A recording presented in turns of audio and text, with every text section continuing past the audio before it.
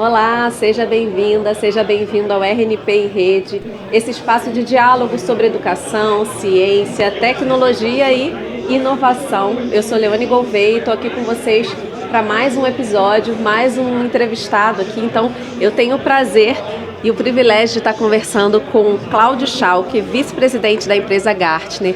Quero muito agradecer você por aceitar esse convite, por estar aqui nessa mesa comigo hoje. O prazer é meu, Leone. É uma honra estar nesse debate, nesse fórum com a RNP. Gosto muito do mundo educacional, há anos vivo esse mundo, então eu acho que tem um espaço incrível para a gente falar de estratégia, de crescimento, do conceito digital mesmo. Então, vocês estão de parabéns pelo evento. Obrigada. Cláudio, eu queria que você falasse um pouco na sua apresentação aqui, você abordou um pouco sobre a adoção da IA generativa, né, como o ChatGPT nas instituições de ensino superior. E a gente sabe que de fato é uma tendência, né, é uma crescente. Quais são as oportunidades e os riscos do uso da IA generativa para o ensino superior e como as instituições podem se preparar para o uso dessa nova tecnologia? Perfeito.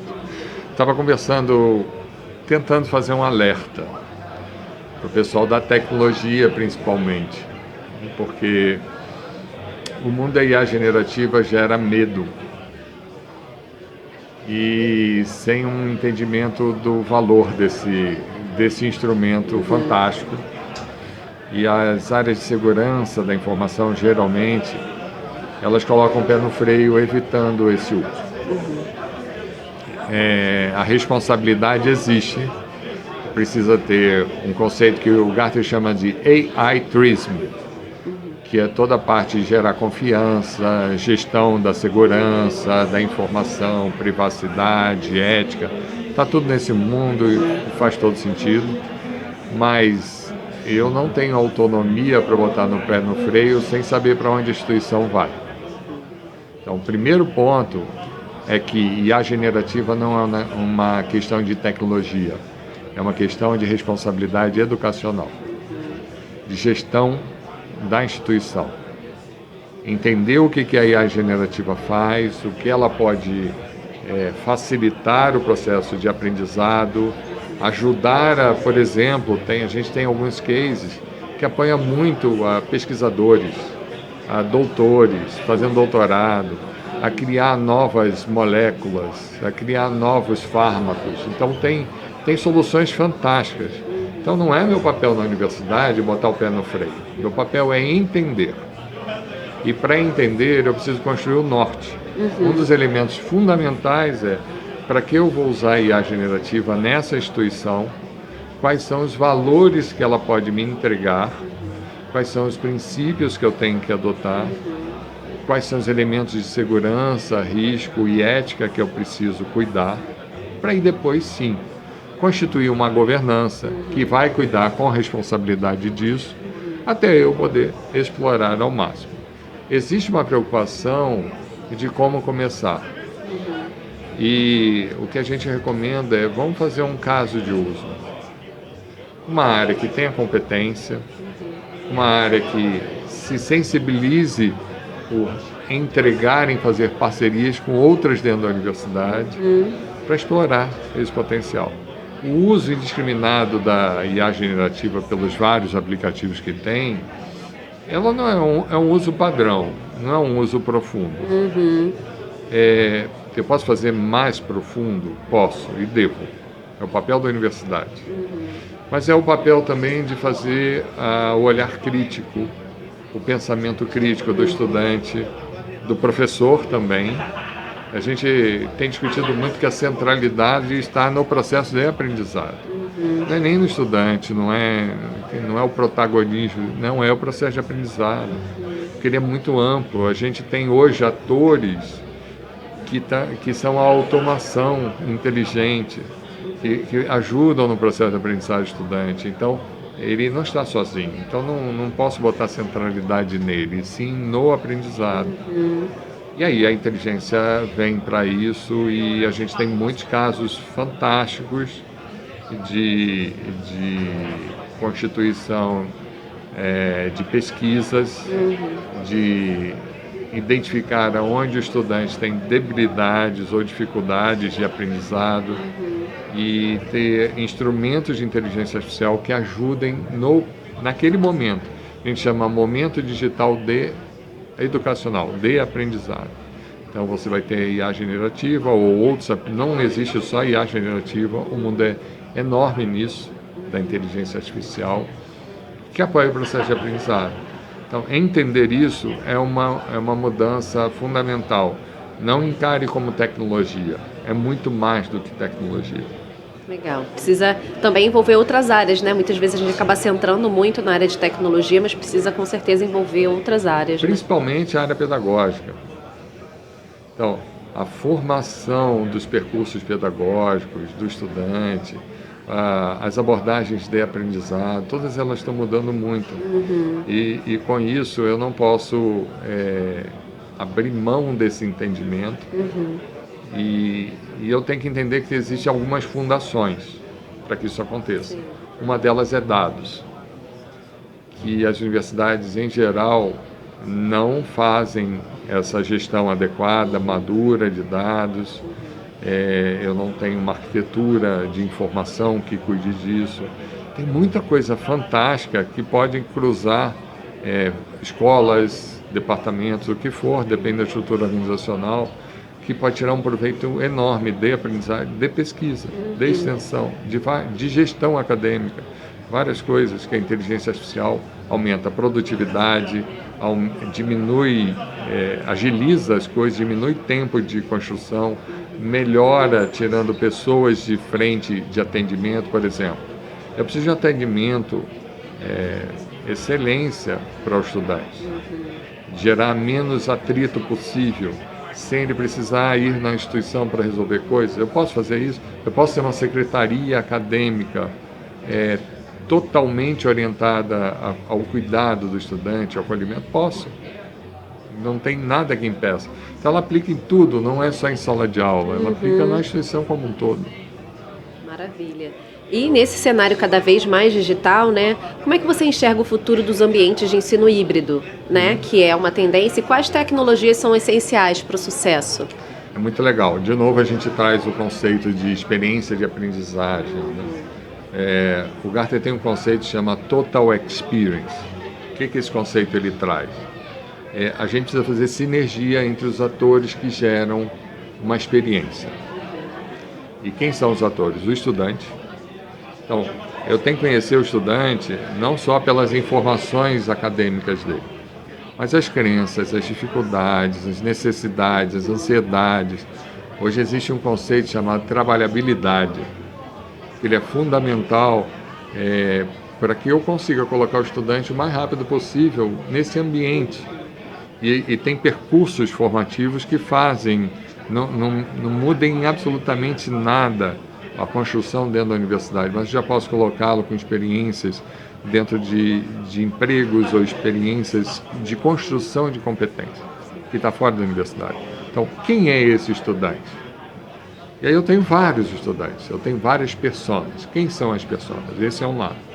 Outro lado, eu tenho o docente, eu tenho o técnico administrativo, eu tenho uma série de pessoas importantes que convivem com o estudante. E nem sempre conectam para a resolução de problemas ou para um apoio ou para ajudar a desenvolver o percurso daquele estudante na formação dele. Então, a experiência total é como que eu entrego os mesmos instrumentos e ferramentas com acolhimento, com melhor uso para o estudante, para alguém da instituição, seja docente ou um profissional, em que eu entenda qual é o percurso que o estudante está na universidade, o que ele está buscando, o que ele precisa de resolução, e eu posso ajudar.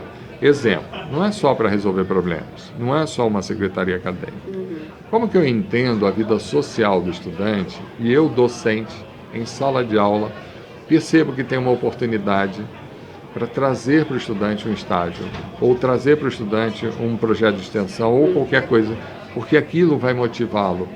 E não é só a disciplina que eu estou oferecendo. Eu conheço a universidade, ela se expande frente ao estudante. Então, esse tipo de experiência, esse tipo de olhar é uma abordagem. A gente chama de experiência total. Ele é mais amplo do que as tecnologias só. Por exemplo, a gente falou agora há pouco de Learning Experience Platform, são plataformas de experiência de aprendizagem. Eu uso inteligência artificial, dados, analytics e tudo mais, e crio experiências que ele vai entender melhor diante da personificação que ele precisa do processo de aprendizagem.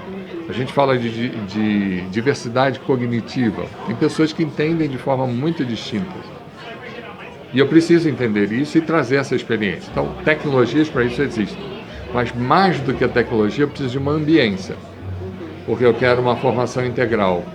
E eu quero que esse estudante viva a universidade da melhor forma possível. Isso ajuda a evitar evasão, que é um dos grandes desafios que as universidades passam também.